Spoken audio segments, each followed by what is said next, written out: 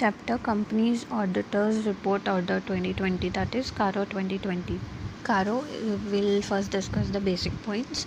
CARO is applicable to all companies including foreign company.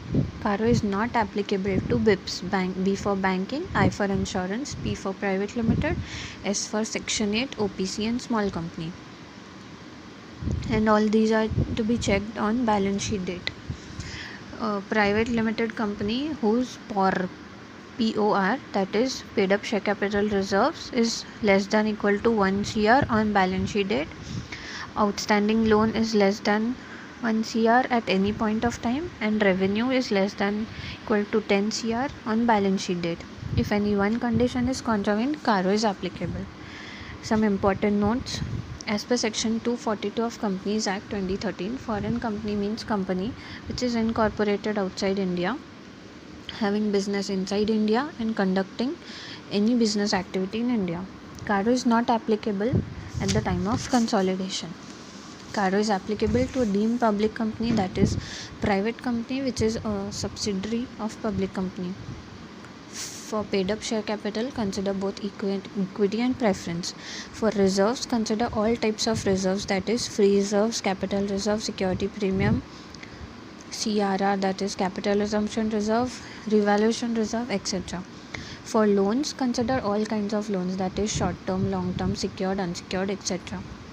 For revenue, consider all kinds of revenue. Now we'll start with the clauses. So first clause is fixed asset.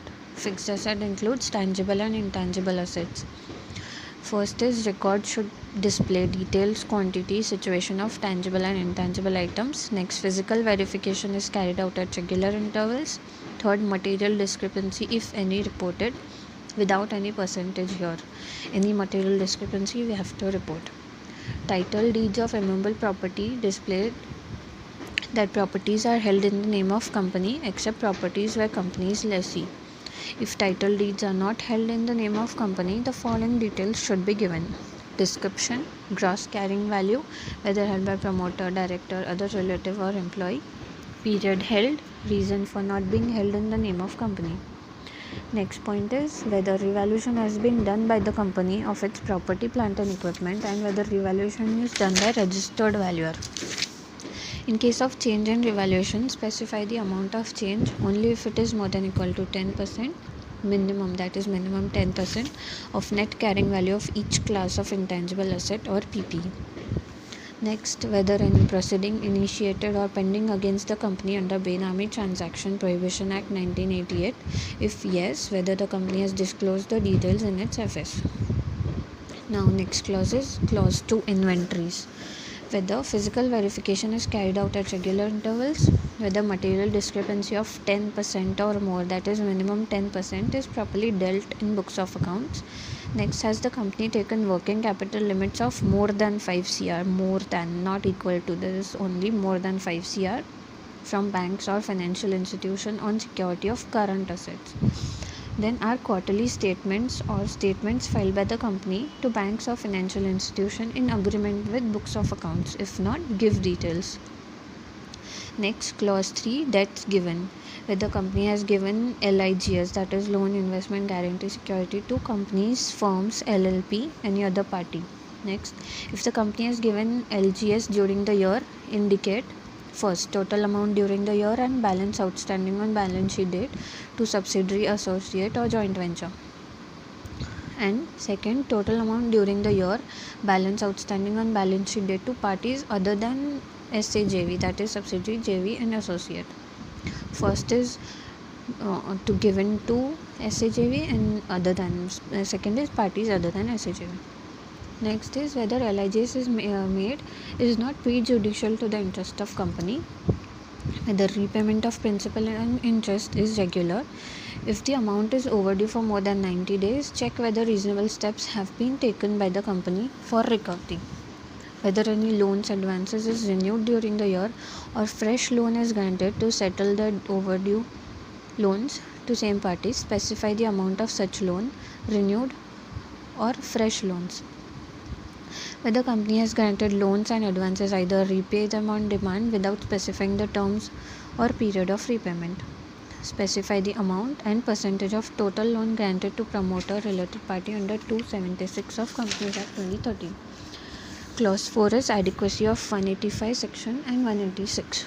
Check the provisions of 185 and 186 complied. If not, give details thereof. Clause 5, public deposits.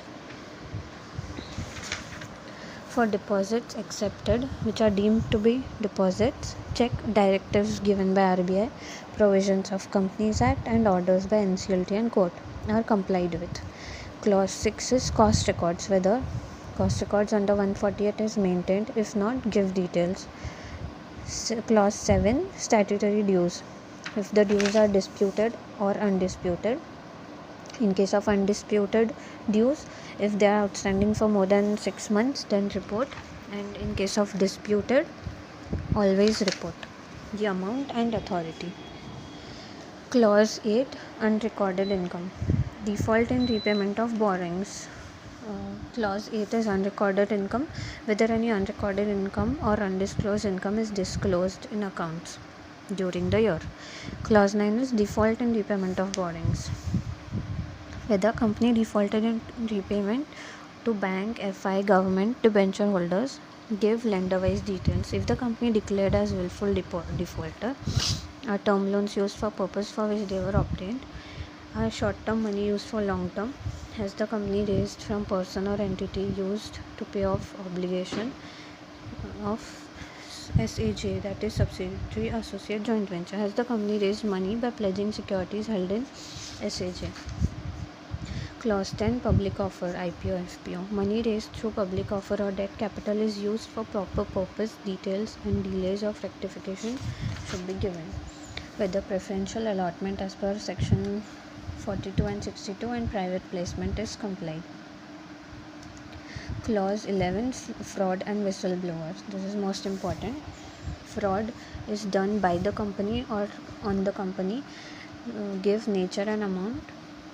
Such nature and amount is reported. Whether auditor have filed ADT 4 with CG.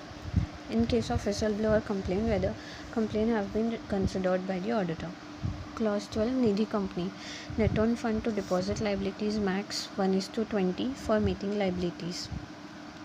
And maintain minimum 10% deposits in unencumbered term deposits. Clause 13, related party transaction.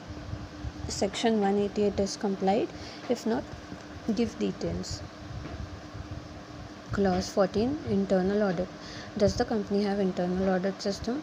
Have the company have the report of internal auditor considered by statutory auditor? Clause 15, non-cash transactions. Whether restriction on section 192 is complied with. Clause 16, section 45I of RBI Act.